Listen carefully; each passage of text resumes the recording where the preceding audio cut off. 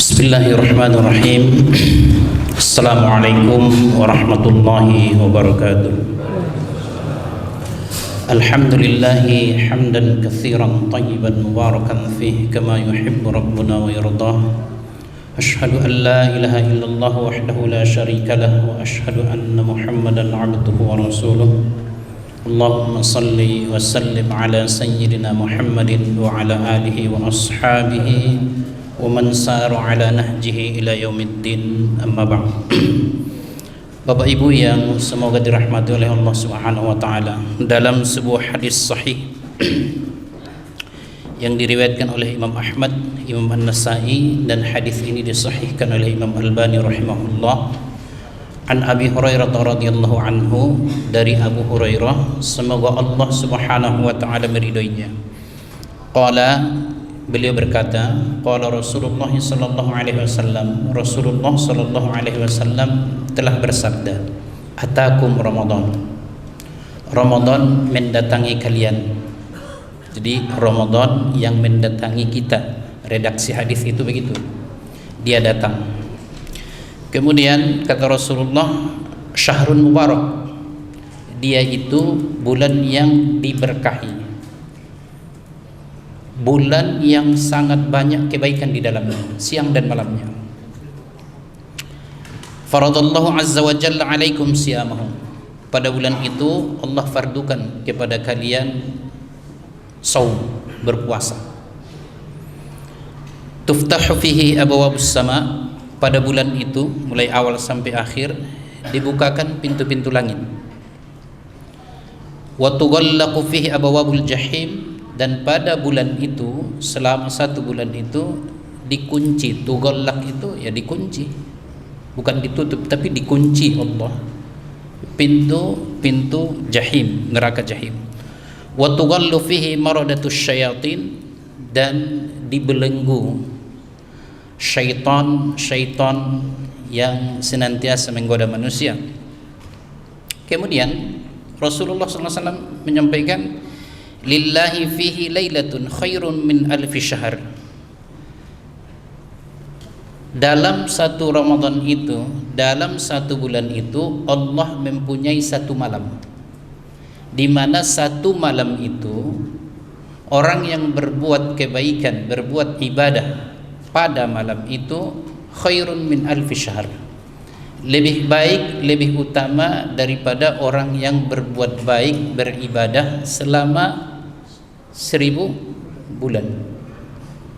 Kemudian Rasulullah sallallahu alaihi wasallam menutup hadis ini, man hurima khairaha faqad hurim.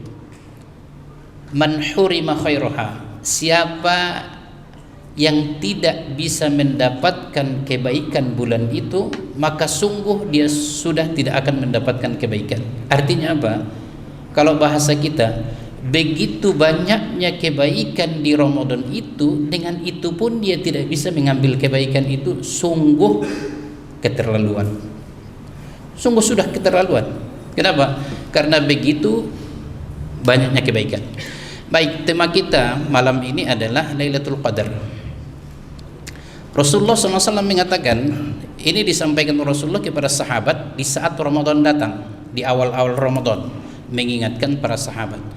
Rasulullah SAW mengatakan dalam hadis ini adalah, lillahi fihi lailatun, Allah memiliki satu malam pada bulan Ramadan itu khairun min alfi syahr, lebih baik daripada 1000 bulan. Artinya orang yang beribadah, orang yang berbuat kebaikan, apapun kebaikannya pada malam itu, berarti mulai dari terbenam matahari sampai terbit fajar, ya, siapa orang yang berbuat kebaikan, apapun kebaikannya, beribadah apapun ibadahnya, maka ibadahnya itu, kebaikannya itu, kualitasnya itu lebih baik daripada orang yang berbuat kebaikan yang sama, daripada orang yang ibadah yang sama pada bulan-bulan lain, lebih baik daripada 1000 kali orang berbuat ibadah di bulan-bulan lain. Ikhwatal Islam, dan ini adalah Lailatul Qadar. Dan Lailatul Qadar ini adalah Allah sampaikan juga Lailatul Mubarak, ya, malam yang diberkahi. Seperti disampaikan oleh Allah Subhanahu wa taala, inna anzalnahu fi lailatin mubarakah. Sesungguhnya kami turunkan Al-Qur'an itu pada malam al-mubarakah, yang diberkahi. Makna berkah itu izdadul khair, kualitasnya baik. Makanya ketika dikatakan misalnya, Pak, semoga usianya berkah ya Pak, kalau kuantitasnya itu nggak bakalan bertambah, sudah tetap 1 menit pun nggak bakalan bertambah. Tapi apa? Semoga usia Bapak berkah, artinya apa? Semoga kualitas usia Bapak itu adalah sangat panjang. Contoh misalnya seperti Imam Muslim, hampir setiap malam disebutkan rawahu Muslim. Imam Muslim rahimahullah, seolah sampai hari kiamat dia masih hidup. Kenapa? Karena begitu berkualitasnya usianya. Nah, kita juga demikian, usahakan usia kita berkualitas, berkah. Ya, kalau tambahnya nggak bakalan tambah. Tapi apa? Usianya berkah. Misalnya nih, ibu mengelola majelis taklim. Suatu saat kematian kan pasti datang, karena tidak ada satupun manusia yang bisa lepas dari kematian. Kita meninggal dunia, tapi orang terus mengingat, Masya Allah, ibu yang ini yang dahulu ya membimbing kita, mengurus majelis taklim kita. Jadi seolah ibu tetap hidup dan selalu doa terus mengalir. Ya, baik. Kita kembali kepada Lailatul Mubarakah. Jadi itu adalah malam yang penuh keberkahan, dan itu adalah malam Lailatul Qadar. Maaf, kalau malam sudah Lailah, jadi malam Al-Qadar atau Lailatul Qadar. Ya. Kemudian kapan? Ada enggak petunjuk kapan malam Al-Qadar itu? Kapan Lailatul Qadar itu?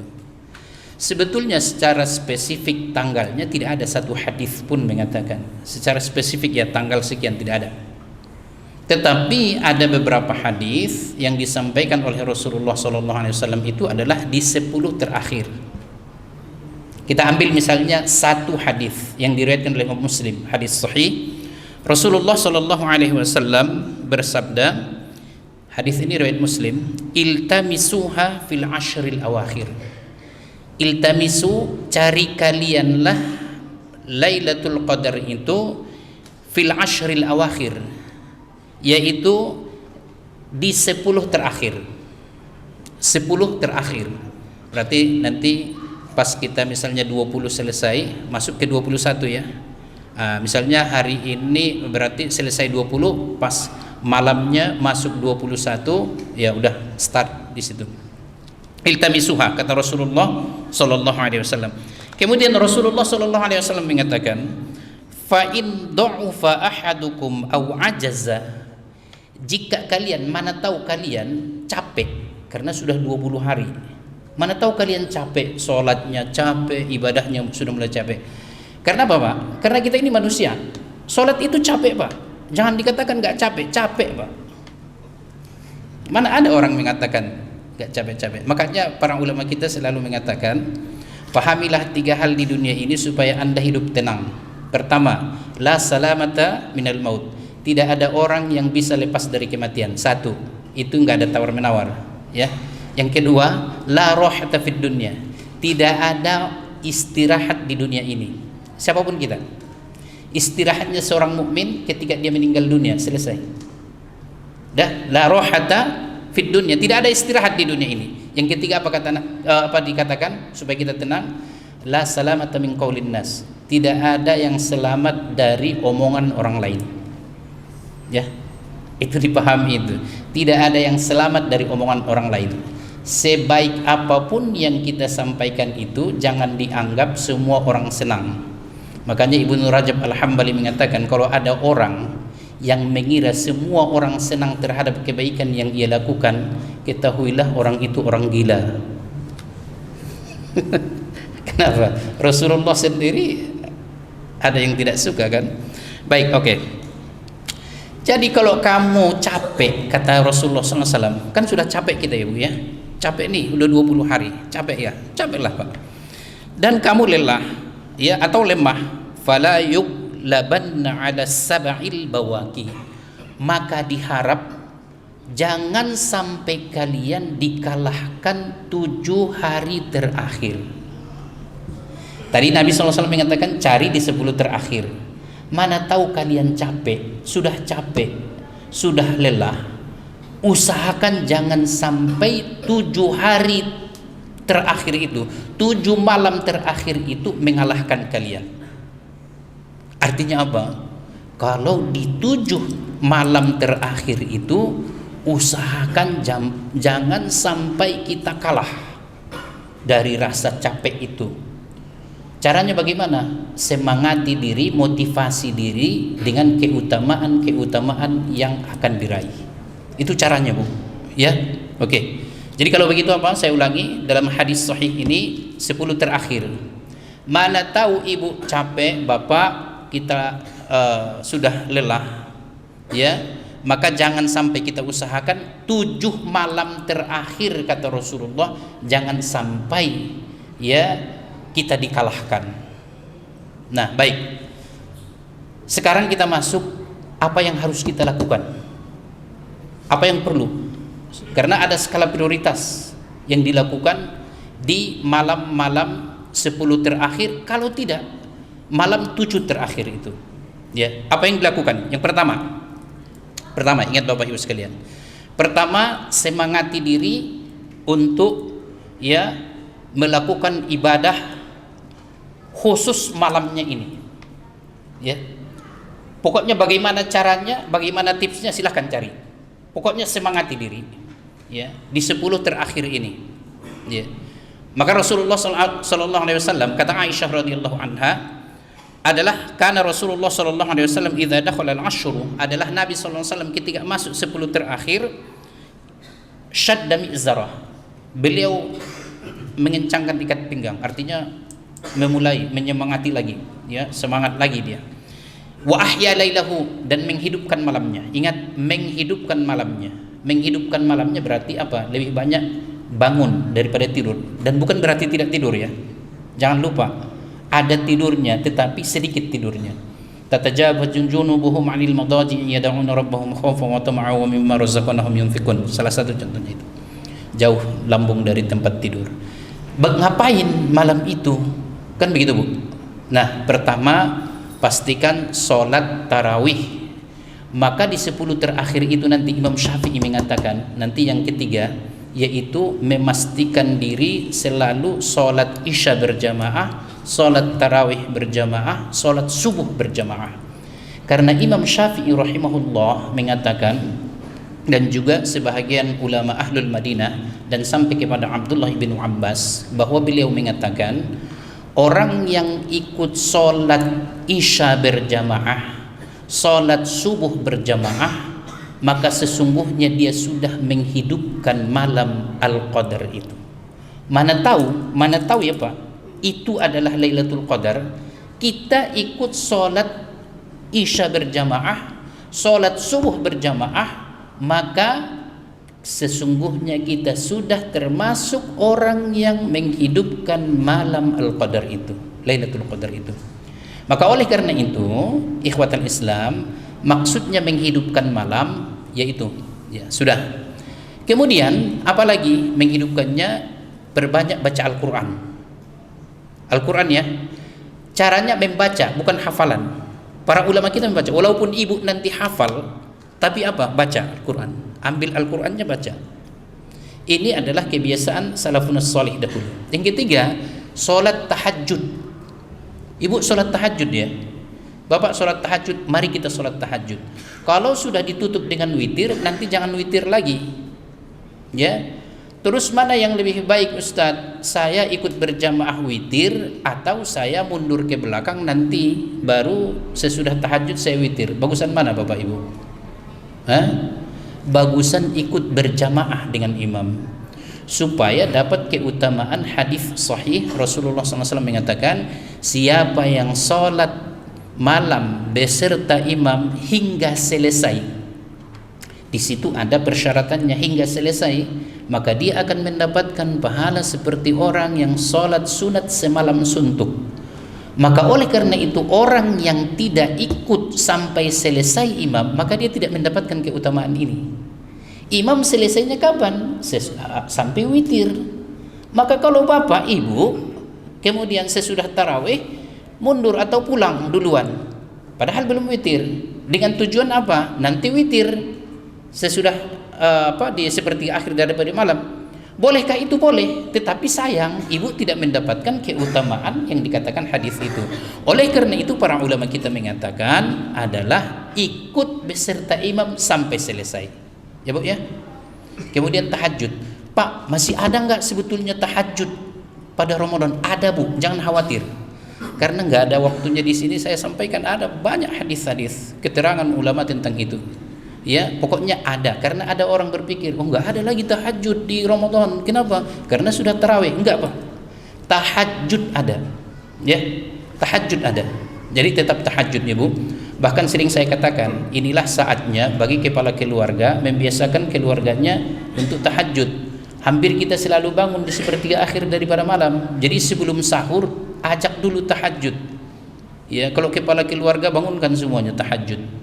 Bangunkan anak tahajud dulu, jangan dulu sahur. Ayo kita tahajud. Cucu ajak tahajud. Masya Allah, itu rumah yang didoakan oleh Rasulullah.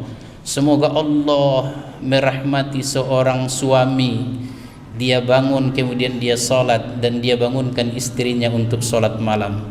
Jika istrinya itu enggan, maka dia percikkan sedikit air ke wajahnya hingga istrinya itu bangun. Semoga Allah merahmati seorang istri yang dia bangun di tengah malam, dia sholat, kemudian dia bangunkan suaminya. Jika suaminya itu enggan, kata Nabi SAW, hadis sahih, apa? Dia percikkan sedikit air ke wajah suaminya, biar suaminya ikut sholat malam. Nah, inilah suami istri yang cinta dunia akhirat. Ya, baik.